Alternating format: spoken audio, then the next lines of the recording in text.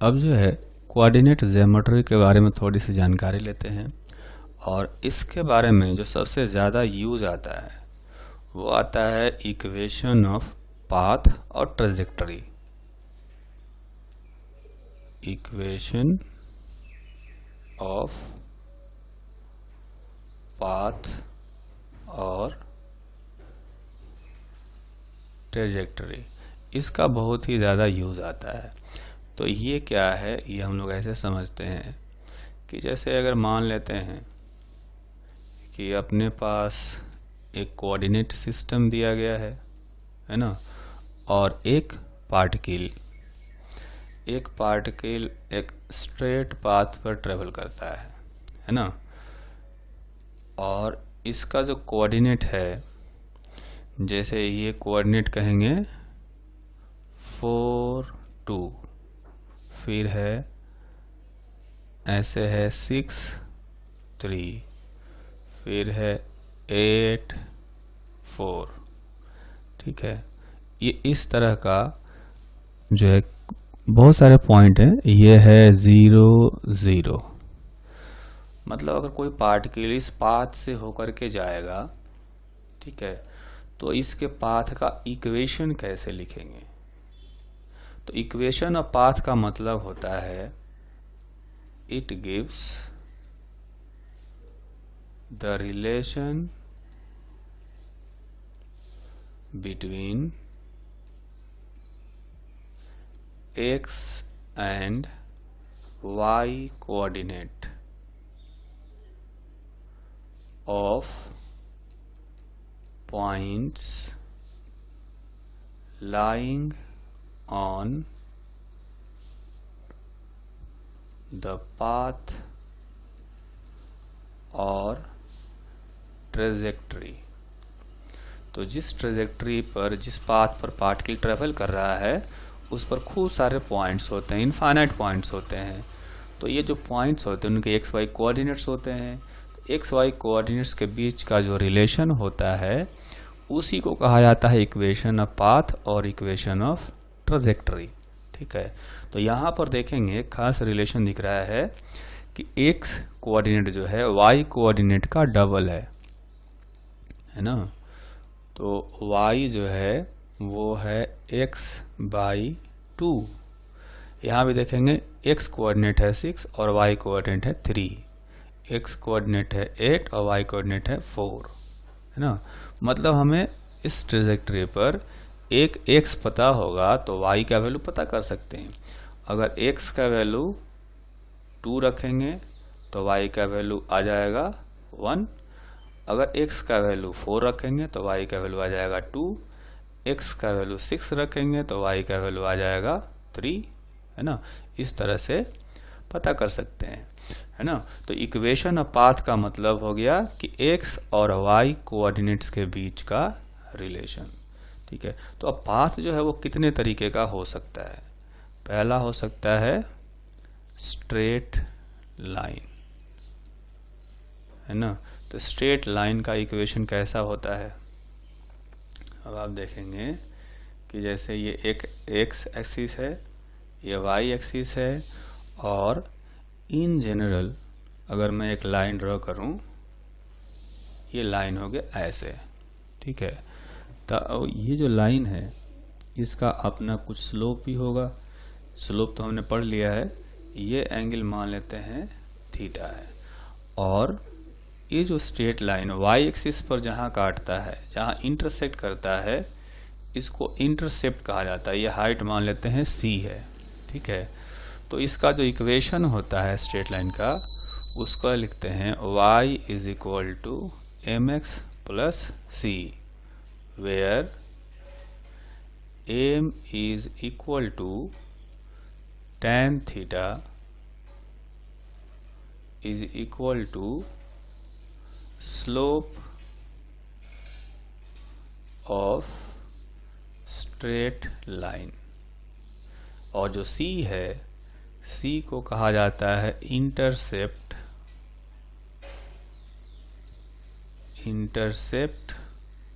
On y axis. Intercept का मतलब होता है कि स्ट्रेट लाइन वाई एक्सिस पर ऑरिजिन से कितना डिस्टेंस ऊपर काटता है, इंटरसेक्ट करता है, ठीक है, इसको कहा जाता है इंटरसेप्ट। अब ये इंटरसेप्ट पॉजिटिव भी हो सकता है, निगेटिव भी हो सकता है ना। तो इसको हम लोग एक एग्जाम्पल से समझते हैं। उसके लिए हम लोग ड्रॉ करते हैं पहले एक्स वाई एक्सिस, है ना। मान लेते हैं ये एक्स एक्सिस है, ये वाई एक्सिस है, और एक स्ट्रेट लाइन है जो कि कुछ इस तरह से ऐसे जा रहा है, ठीक है। अब इसमें ये एंगल दिया गया है 45 डिग्री, और ये वाई एक्सिस पर जहाँ इंटरसेक्ट करता है उसका कोऑर्डिनेट दिया गया है 0 -2।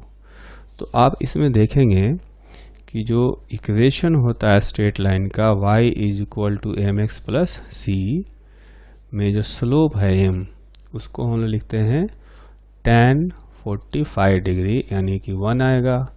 और जो c है, c जब ऊपर होता है, इंटरसेक्ट ऊपर की तरफ काटता है स्ट्रेट लाइन, तो पॉजिटिव लिखते हैं।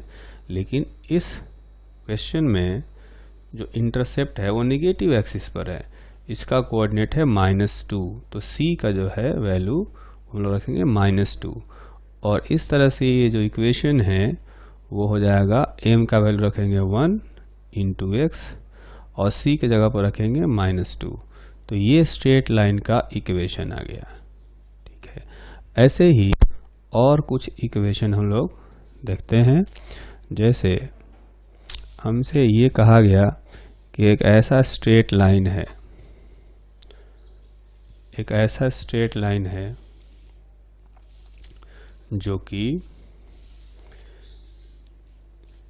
निगेटिव वाई एक्सिस पर इंटरसेक्ट करता है। ये वाई एक्सिस, ये एक्स एक्सिस, हमें इसमें कोऑर्डिनेट्स दिए गए हैं, है ना। ये कोऑर्डिनेट्स दिए गए हैं इसके 4 और 2, है ना।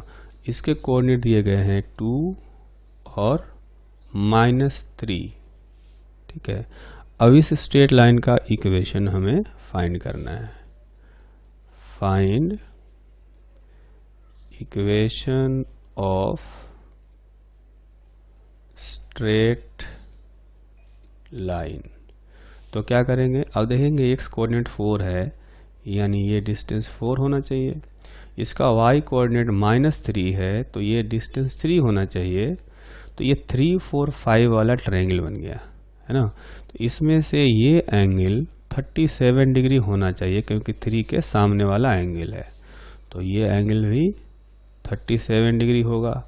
तो यहाँ से हम लोग स्लोप स्ट्रेट लाइन का कैलकुलेट कर सकते हैं by finding the value of tan 37 degree, जो कि होता है 3/4, और जो इंटरसेप्ट है वो रखेंगे -3, है ना, क्योंकि निगेटिव वाई एक्सिस पर इंटरसेक्ट करता है। तो अब इक्वेशन हो गया y = mx + c, यानी y = m का वैल्यू रखेंगे 3/4 × x -3।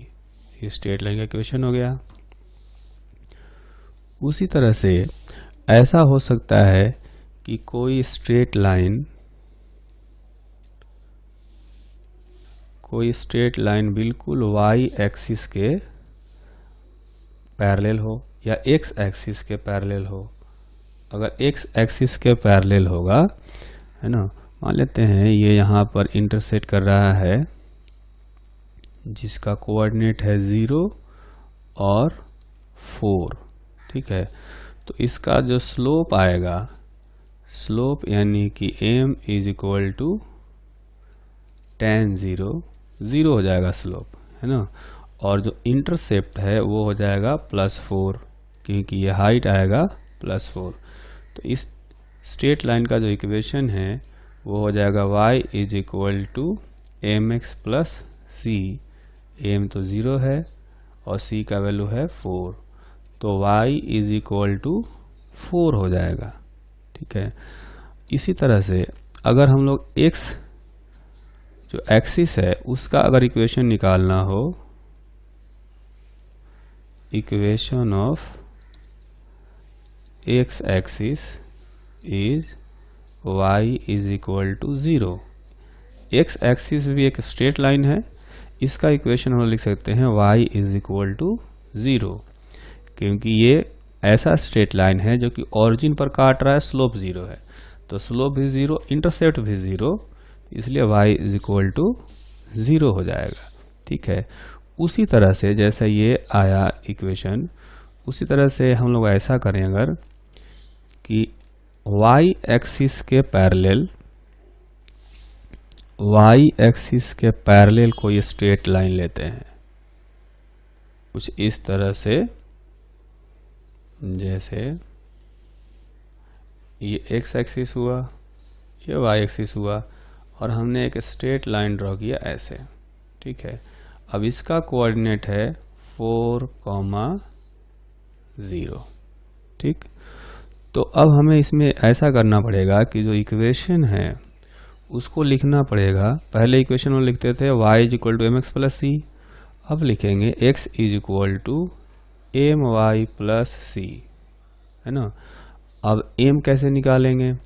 अब m के लिए हमें लेना पड़ेगा इंक्लिनेशन विथ y एक्सिस, है ना। ये जो m है ये बताएगा स्लोप ऑफ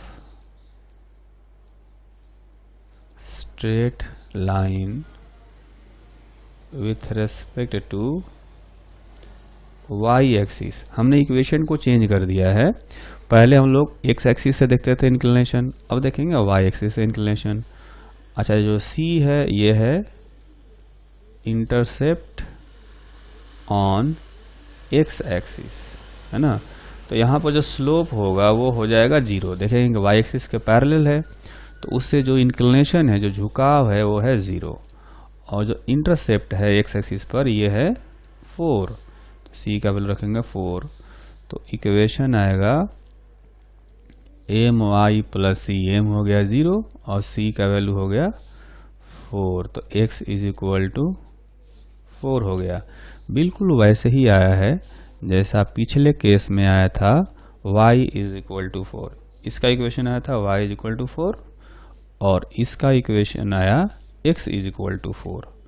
ये जो स्ट्रेट लाइन है x इज इक्वल टू 4 हो गया। ठीक, उसी तरह से अगर हम लिखें कि y एक्सिस भी एक स्ट्रेट लाइन है, तो उस स्ट्रेट लाइन का जो इक्वेशन होगा वो क्या होगा?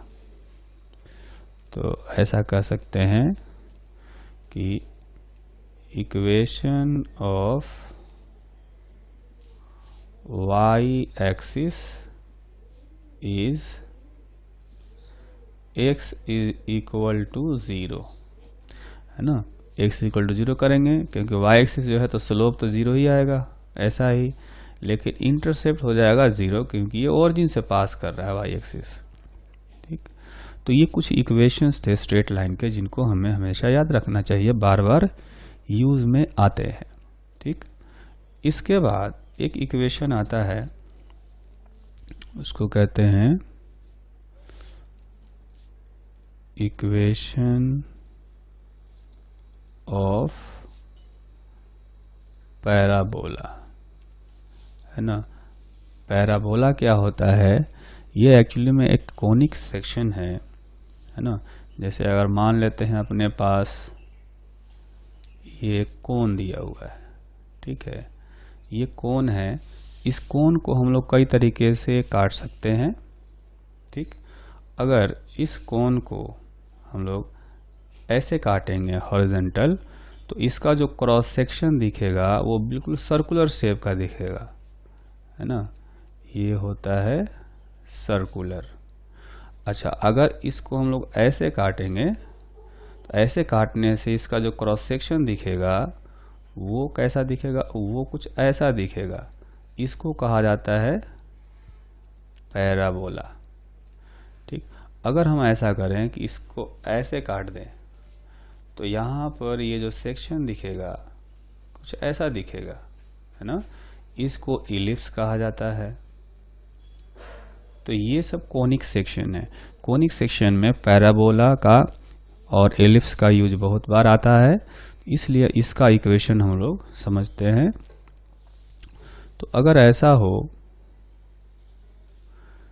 कि ये वाई एक्सिस है और ये एक्स एक्सिस है, ठीक है, तो ऐसा पैराबोला हो अगर जो कि ऊपर की तरफ ओपन हो रहा हो, है ना, उसका ग्राफ जो है ऐसे, तो ऐसा पैराबोला का जो इक्वेशन होता है वो होता है y is equal to ax plus bx square, where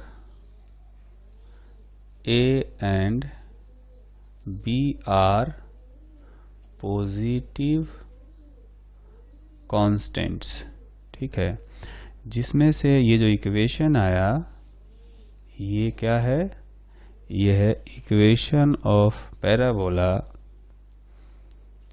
equation of parabola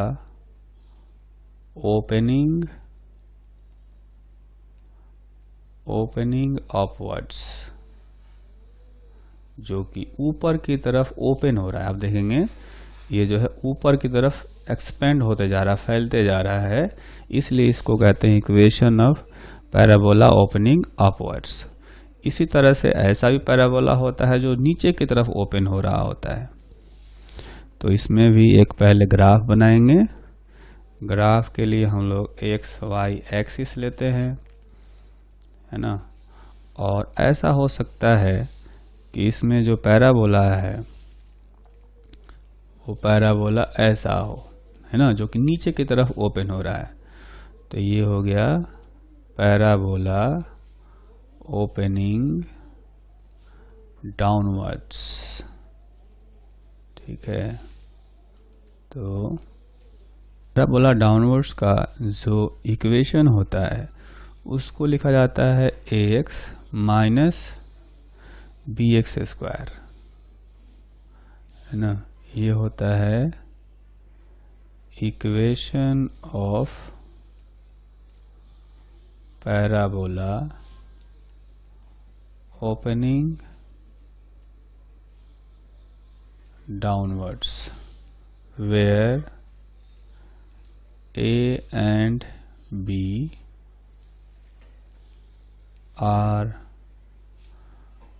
positive constants, ठीक।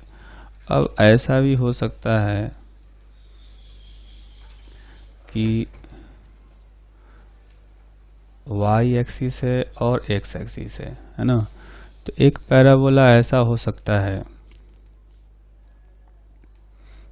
कि ऐसा हो, है ना, तो इसका इक्वेशन होगा y is equal to bx square, ऐसे भी लिख सकते हैं, ठीक। और कोई पैराबोला ऐसा भी हो सकता है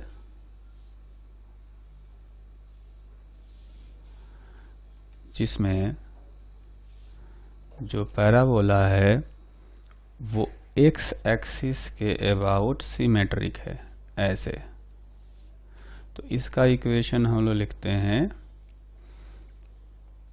y square is equal to bx, ये ऐसा भी हो सकता है, ठीक है। तो ये पैराबोला का इक्वेशन याद रखना, बेसिकली ये जो है ज़्यादा यूज आता है, y is equal to X minus B X square और y is equal to X plus B X square, ये दो जरूर याद रखना चाहिए क्योंकि यही बार बार यूज में आते हैं, ठीक है। तो ये पैराबोला हो गया। उसके बाद आता है इक्वेशन ऑफ सर्किल और इक्वेशन ऑफ इलिप्स। इलिप्स का जो इक्वेशन होता है, पहले उसका शेप देखते हैं। तो इसके लिए हम लोग ड्रॉ करेंगे, पहले एक्स वाई एक्सिस ड्रॉ कर लिया, ये वाई एक्सिस, ये एक्स एक्सिस। तो जो इलिप्स होता है वो देखने में कुछ ऐसा होता है ना। ये मतलब कि परफेक्ट सर्किल जैसा नहीं होता है ना, ये कुछ ऐसा दिखता है। तो इसको अगर फिर से ड्रॉ करें तो ये कुछ ऐसा दिखेगा।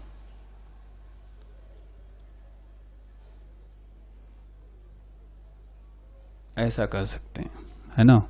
इसमें से ये जो A है इसको कहा जाता है मेजर एक्सिस, और ये जो B है इसको कहा जाता है माइनर एक्सिस।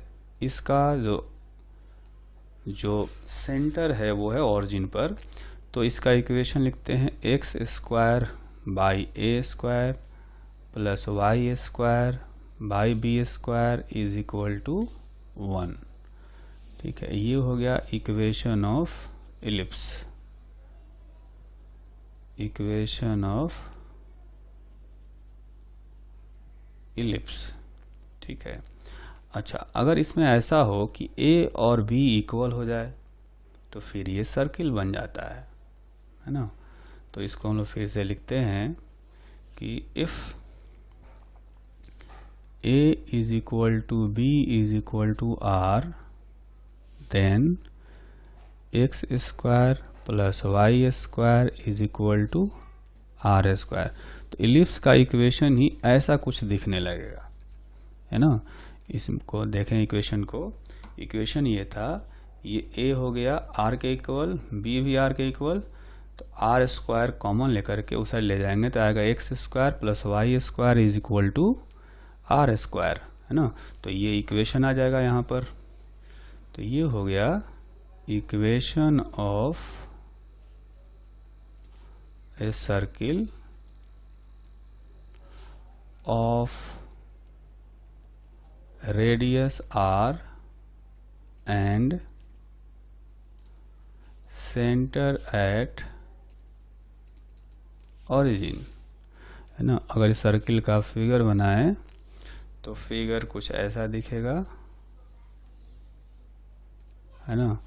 इसमें से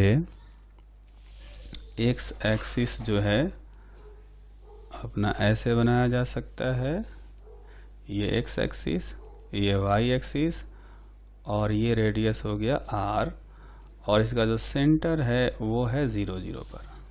ठीक, तो ये हो गया इलिप्स और सर्किल। लेकिन कभी कभी ऐसा भी होता है कि जो इनका सेंटर है वो ऑरिजिन पर नहीं हो, है ना। तो उस केस में हम लोग फिगर बनाते हैं कुछ ऐसा, जैसे ये एक्स एक्सिस हो, ये वाई एक्सिस हो, और जो अपना इलिप्स है ना, जो इलिप्स है उसका ग्राफ कुछ ऐसा है। ठीक है, इसका सेंटर कहाँ पर आ गया, इसका सेंटर आ गया x0, y0। ठीक है, यहाँ पर आ गया। ये इसका मेजर एक्सिस A और माइनर एक्सिस B। तो इसका इक्वेशन होगा एक्स स्क्वायर, इसमें थोड़ा सा चेंज करेंगे, जो इक्वेशन होगा वो होता है x माइनस एक्स नॉट का whole square by A square plus y minus Y not का whole square by B square is equal to 1। ठीक है, ये हो गया इक्वेशन ऑफ इलिप्स, जहाँ पर एक्स नॉट वाई नॉट क्या है, इलिप्स का जो सेंटर है उसका कोऑर्डिनेट हो गए, where X naught Y naught is centre of ellipse. ठीक, उसी तरह से जैसे हमने इलिप्स का इक्वेशन निकाला, वैसे ही अगर सर्किल की बात करें, एक सर्किल है जिसका सेंटर है एक्स नॉट वाई नॉट पर, इसका रेडियस है r, है ना। तो इसका जो इक्वेशन होगा, रेडियस r ले लेते हैं, ठीक, तो इसका इक्वेशन हो जाएगा, इसी में हम लोग क्या करेंगे, ए और बी को इक्वल कर देंगे, तो ये हो जाएगा x minus X naught whole square plus y minus Y naught whole square is equal to R square. ये हो गया इस सर्किल का इक्वेशन। अब आप देखेंगे कि ये जो इक्वेशन है, इससे ये सर्किल का इक्वेशन लाया जा सकता है। बस इसमें क्या करना है, चूंकि सेंटर ऑरिजिन में चला गया था पहले वाले केस में, तो X naught Y naught zero कर देंगे, तो X square plus Y square is equal to R square, ये आ जाएगा। उसी तरह से इसमें भी एक्स नॉट वाई नॉट को ज़ीरो कर देंगे, तो X square by A square plus Y square by B square is equal to 1। वो जो ओरिजिनल शुरू में हमने देखा था एलिप्स का इक्वेशन, ये वाला इक्वेशन ऐसा आ जाएगा। ठीक है, ये तो ऐसा हो गया। उसके बाद एक और इक्वेशन हम लोग सीखते हैं, उसको कहा जाता है हाइपरबोला। हाइपरबोला जो है वो कई तरीके का होता है, लेकिन हमें सिर्फ एक सीखना है जो कि बीच में बार बार फिजिक्स में यूज में आता है ना। उसको कहा जाता है रेक्टेंगुलर हाइपरबोला, है ना। तो इसका अगर ग्राफ बनाएंगे तो देखने में कुछ ऐसा होता है। ये वाई एक्सिस हो गया, ये एक्स एक्सिस हो गया, है ना। तो इसका जो ग्राफ है, ये ग्राफ ऐसा होता है। इसका इक्वेशन होता है x into Y is equal to constant. तो जैसा कि इसके इक्वेशन से ही दिख रहा है कि अगर x और y दोनों का प्रोडक्ट कांस्टेंट हो, तो देखेंगे कि x जैसे जैसे इंक्रीज होगा y डिक्रीज होगा, है ना। उसी तरह से अगर x डिक्रीज होगा तो y इंक्रीज होगा। ठीक है।